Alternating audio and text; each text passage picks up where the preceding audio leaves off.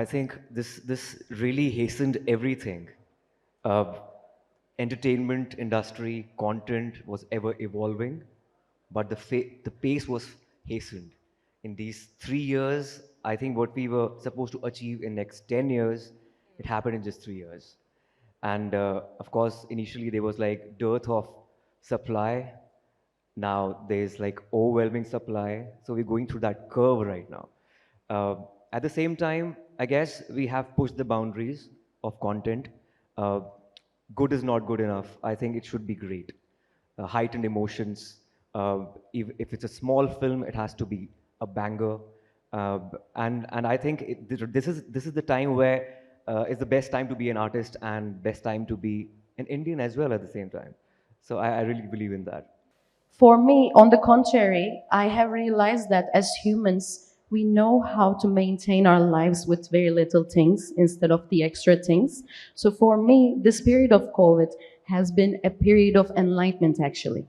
Post COVID, the biggest game changer was the content, because content became the masters. It wasn't about the star cast, it wasn't about the actors, it was more about what the audience wants. And because of COVID, everybody was at home, the world cinema was at fingertip. So they were able to look at different cinema, the different kind of filmmaking, the different content world over the people were giving, what we have always heard about. It was available to everyone at their fingertip. And I think that was the biggest game changer, where people wanted something similar. You cannot today, Indian cinema, you cannot give them anything that is mediocre. They want something which is absolutely the best, whether it's content, whether it's the making, whether it's the sleekness, or whether it's action, or whether it's dance or music. They just want the best. So I think we have pushed ourselves to that extent where today we win Grammys and we win the Oscars. So we have shown the world that India is not far and we are at par with them. And the content, where people are looking at content, where we are talking about a film like Drishyam, which is the rights have been brought by a Japanese filmmaker to make that film in Japanese language. So where we used to follow and say कि अरे यहाँ से थोड़ा सा thought ले लिया, वहाँ से थोड़ा सा inspiration हो गया, and we are building a content and making Indian cinema today. Indian cinema is being made into a foreign language is a huge leap for us, and we say that yes, we have arrived. As an artist, whenever you make content or act in a certain film, you don't have that agenda or an aspiration to touch people globally. When I was in the Time event in Singapore, I reiterated the fact that more local you go, more global is your reach. So I think when you go rooted and touch the roots and give real stories, uh, then the world is more interested in you. Of course, it has become a cultural melting point, but something like Elephant Whisperers in the Oscars or RRR or Natu Natu, I think it's kind of exotic for them because Is it still exotic? it is. I think it's still exotic because the Don't tell format me of elephants and song. snake charmers. I think we're No, beyond the that. Elephant Whisperers I'm talking about, Guneet was part of. Yes. I'm talking about that. But still, the concept of song and dance of Indian film industry is so unique and eclectic, which you don't see anywhere else. But Turkish cinema, for example, I think it's again it's a cultural melting pot where it's Eurasia. It's not just only Europe or only Asia. It's probably more progressive than Middle East and more conservative and traditional than the West. So it has a certain connect with Indian masses. So it's very similar like that. That's why it's become more popular in India. Absolutely. I think until unless we are not proud of our culture or where we come from, our roots, I don't think we can give them the best of anything. So I think when the kind of films that are being made today, or very recently, there's a film which is released in Malayalam called Manjumal Boys. It was made in a very small budget of probably single digit, around 8 to 9 crores, but it's the fastest 100 crore club movie in Malayalam, and that is because it's rooted. There's a Telugu film called Balagam, which is a very very simple story about a grandfather dying and कौवा आके वो पिंड के दिन खाना खाएगा या नहीं खाएगा. But that film has made an enormous growth. So, you know, the kind of impact we leave on the people, it's always about what we are giving back where we come from. It's fine to ape the West. One concept which I'd never understand with the Western horror films is this is the content what we give them and people take it up because, and this is what I see even close by, whether it is Turkish or Spanish films, where we see that they are ready to own up the culture. They're ready to own up where we come from. We do not want to forego our roots and say that I am completely westernized. Yes, it's fine to adapt something which is going to help us to grow, but I think it's extremely important as a filmmaker, as a producer myself, and a wife of a very well-known director, I think it's extremely important that we stay rooted and we give. And I think Ayushmann has been the greatest example where he's given us films which is extremely rooted, whether it was your film, Article 15, or whether it was, what you made in Chandigarh, yeah, all that Chandigarh Kare Aashiki, or when he comes back and does even a Dream Girl, or you do Andhadhun. I think you see where it comes from, and you are ready, and that's the audience we have today. You are even the audience in this room, what I see. You are absolutely fine dancing with Nata Nata Nata, or you're absolutely fine doing Pushpa, or and you're absolutely fine with Ayushmann playing piano in Andhadhun. I think we all relate to that. And that is what it is important, that we stay connected to our roots, never let that go, because that is what makes us different from the others. And if you want to succeed, you have to give them something different. I believe that what is common between Indian and Turkish cinema is the fact that we all try to convey the same feelings, whether that is in India or in Turkey, about family, about our lives. And it may be different the way we do these things, the way we convey these feelings in our own films, but the matter is what we convey is absolutely the same. And as actors and actresses, both in Turkey and India, we have our own ways of doing it, but we absolutely share the same ethics, same culture, same understanding with Indian people. Intrinsically, as a purist, artists should be high on EQ rather than IQ. So we believe in emotions, we deal in emotions, we sell emotions. So it's a very unique profession we are in. But apart from that, as far as technology is concerned, I always believe that it enhances the visual experience. But it all emanates from the story and the screenplay. Other things are garnishing on the top. And of course, it goes hand in hand, filmmaking and technology, we can't do without it. But my core job as an artist is to emote and bring out stories which are unique, which add certain value to people's lives. But having said that, we have really gone leaps and bounds ahead in terms of technology, whether it's AI or action seek editing skills, everything. I think it's a great collaboration with art and technology. Very great. We don't have any laws related to AI. It's too nascent a stage, and I think we need to develop certain laws, but I really believe as artists, you need to have that connect with people. As I mentioned, I was in Singapore for the time event.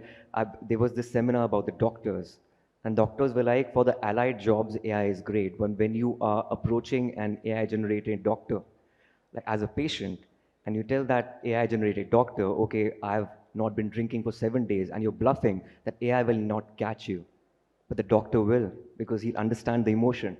So I think that's a great schism between human and technology, that you will never understand the fake emotion or the real emotion. The AI will only say, okay, jo bol raha hai, main maan leta hu. I mean, I echo my thoughts with Ayushmann, where I feel that as an actor, until unless I don't feel from my gut and emote, I will not be able to connect with the audience. Probably I belong to old school, where for me, even to read a book, I need to have that paper, paper. I can't read on my iPad or anything. I mean, I don't carry an iPad. I don't have a laptop or an iPad. So I'm more of a paper. I need to feel that paper in my hand. I need to smell the book. I need to feel my dal of papers in my hand. I need to emote. When I'm emoting a happy scene, I need to feel happy. If I'm emoting a sad scene, I need to feel something within myself. So I think it's great to have the technology. Yes, it helps a lot when you're making a film. As a filmmaker, as a producer, it brings down the burden. But yes, like I said, it comes with a lot of responsibility. And unfortunately, more than the positive side, the human brain picks up the negative side of the technology and misuses it. So we need to have a kind of a borderline where you need to say that this is where we need to draw a line. We cannot go beyond this. As a filmmaker, I would still say that for certain aspects, yes, the technology is fine, but I would still love to go back and say that I want my basic daily wage workers to be on the sets, my dancers dancing their heart out, my fighters fighting there with all their guts, and saying that yes, we are making a film. I cannot even imagine a film industry where you have very robotic images or somebody saying, "यार, आप घर में बैठो ये हम create कर लेंगे." I am not that. I need to feel that. I need to feel that we all are there together, having a chat, working, and giving them real emotions. Because after all, it's all about emotion. Whether it is like रिश्ते में हम तुम्हारा बाप लगते हैं, or you do anything else. I mean, you need to feel that emotion. Until unless you don't do it, I don't think you'll be able to connect with the audience. For me, what I think about technology and AI in general is not the technology itself, but the people who will use it. There's unfortunately a possibility of abusing AI in film industry. And going back to COVID, actually, we have realized how much we need socializing, how much we need to be around people. So I do believe that technology may be active right now, and it has helped the industry in Turkey as well, for sure, with CGI and everything. But I believe that soon we will understand again the importance of having the human touch, because at the end of the day, humans are emotional beings, and we have to touch our emotions in order to convey them. So I believe in future we will go back to the way it was.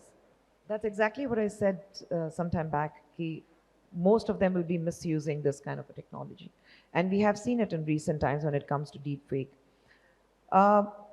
And that is where I say the laws have to be very, very stringent. Yes, unfortunately, we have people who create these kind of artificially generated videos which involves women, but that's the mindset of most of the men around who are not able to understand or identify that whatever an actor, a female actor does on screen, it's her job. I definitely would want, as a woman, as a member of National Commission of Women, I would definitely want very stringent laws to come in. I definitely want people to be taken to task if any of these kind of technology is misused. But I also would like to say that, it's only the famous ones who are targeted, because they know that's the only way those who create these kind of videos will be famous. So for them, it's a 2-minute fame. They completely forget that how it's going to reflect not only on them, their future, but the future of their family.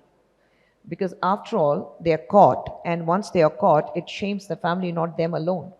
So, it's just at the moment of heat, they want to do something and say, "Darere, I created this, take the 2-minute fame." But yes, until unless we don't have very stringent laws about the use of the technology, what we are talking about, the future is going to be very, very fearful. And I dread thinking that if we don't bring in very stringent laws now and say those who misuse this kind of a technology will be severely punished, I don't see a very, very happy frame in the future. Just follow your heart. Of course, hard work really pays off well. I heard this somewhere that a focused fool has more chances of being successful than a distracted genius. So I think they are just old sayings, self-help books में से जो भी निकाल के पढ़ो सच ही होती है. But I'm so glad that Women's Day is approaching and men are in minority on stage. Which is very rare. Which is very Very rare. rare. And these kind of situations should happen more in more forums. We need more women speakers, opinion leaders, and हर एक मर्द को थोड़ा सा औरत हो जाना चाहिए. जिंदगी ज़्यादा खूबसूरत होगी.